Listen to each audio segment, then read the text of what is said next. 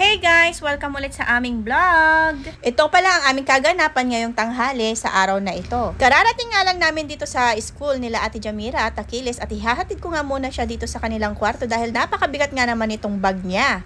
Dahil kung ipapahawak ko nga sa kanya ang bag niya ay baka mabali nga ang kanyang butot. Napakapayat ang batang ito. At bago nga ang lahat sa pagpunta na nga namin dito sa eskwelahan ay pinaghanda nga muna kami ng merienda at ito nga ay lumpiang gulay. Nang bumili nga kasi ako ng sprout na pinabili nga ni Daddy Pong para sa aming ulam ay kalahati nga lang ang kanyang niluto at yung kalahati nga ay itong ginawa naming lumpiang gulay. Sakto nga rin at nagluto nga siya ng pansit ay may mga natira namang gulay. Kaya naman bumili na nga rin ako ng wrapper. Sabi ko nga kay Daddy Pong na mag-iwan na nga rin siya ng para sa kanya para may meron naman siyang meriendahin mamaya. Kaso ay wag na nga lang din daw dahil mag-isa din lang naman niyang kakain. Pero nag-iwan pa rin siya ng 3 peraso para naman kay mama. Napaaga nga ang pagpunta namin dito sa eskwelahan dahil itong si Achilles nga ay excited pumasok para makapaglaro. Kaso nga lang ay wala pa nga siyang mga kaklase na kasama niya sa paglalaro. Kaya naman ito nga at kasama ko nga dito sa may pwesto naming mga co-parents na nakatunganga. At ilang saglit na nga lang din ay dumating na nga itong mga co-parents ko na may daladala at kanya-kanya nga silang mga buhat.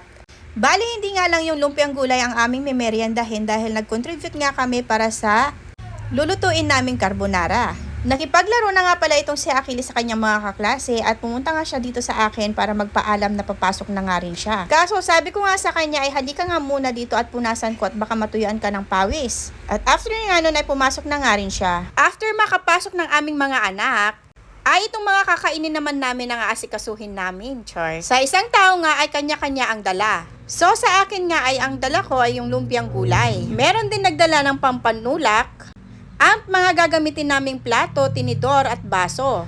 O diba wala pang isang oras nung nananghalian kami pero merienda na naman ang aming inaasikaso. Pinaghalo nga lang pala namin yung carbonara sauce at yung pasta.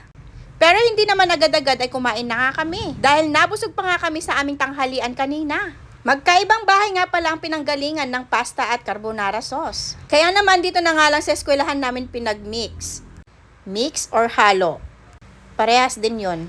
O diba parang walang kabuhay-buhay yung pasta? Dahil puro puti nga lang din ang nakikita natin pero wag ka, kompletos ricados yan mga mi. Dahil sa sobrang sarap nga niyan mga mi ay ubos yan. At pati nga mga bata ay nakikain nga din sa amin. At yung tinatabi nga ni Sis Honey ay para yan sa advisor ng mga bata.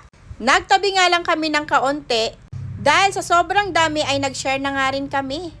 At nagkanya-kanya na nga kami ng lagay ng aming pasta sa aming mga plato para naman makakain na kami. Hanggang plano-plano na nga lang talaga sa amin ang diet. Pero hindi naman namin mapigilan ang kumain. Pero hayaan nyo na nga lang at sabay-sabay naman kaming lolobo niyan. At ayan na nga at titikman na nga rin nila pala ang ginawa ni Daddy Pong na lumpiang gulay. Abay kahit pocho-pochong gulay nga lang ang nilagay ni Daddy Pong dyan ay sobrang sarap nga din naman. Nagustuhan nga nila. Napaka-perfect nga din at match na match nga sa suka na dinala ni Sis Kat. O diba, ubos lahat? Hindi na nga rin pala namin nahamalayan ng oras at 3:00 na nga pala at uwian na nga pala ng mga bata. Kaso nga lang ay kami ay may iiwan nga muna dahil itong si Achilles ay may tutor pa.